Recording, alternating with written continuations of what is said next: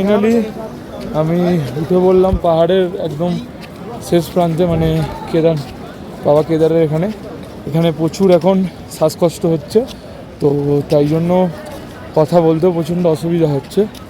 যেহেতু আমাদের একটু দুজনের আসতে লেট হয়েছে, সেই জন্য আমাদের উঠতে লেট হলো।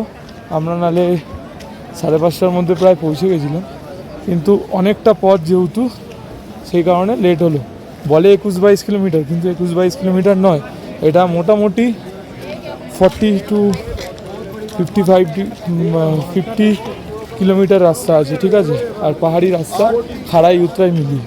তো আপনারা দেখুন, এই যে বাবা কেদারনাথকে দেখ।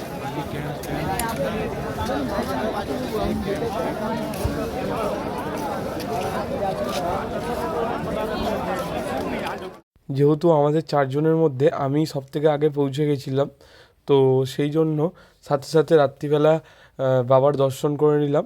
তো এখানে এত ভিড়, মানুষ ঘন্টার পর ঘন্টা লাইন দিয়ে দাঁড়িয়ে রয়েছে পুজো দেওয়ার জন্য। এই রাত্রিবেলা তো বিশাল ভিড় আপনারা দেখতে পাচ্ছেন। তো তারপরে আমি একটু বাবার দর্শন করলাম ভালোভাবে, নন্দীদেবের কাছে গিয়ে একটু ফটো তুললাম, ভিডিও বানানোর পর আপনাদের সাথে সেটা শেয়ার করছি। তারপর আমি চলে গেলাম আমাদের হোটেলে চলে যাওয়ার পর আজকে রাতটা ওখানেই কাটালাম।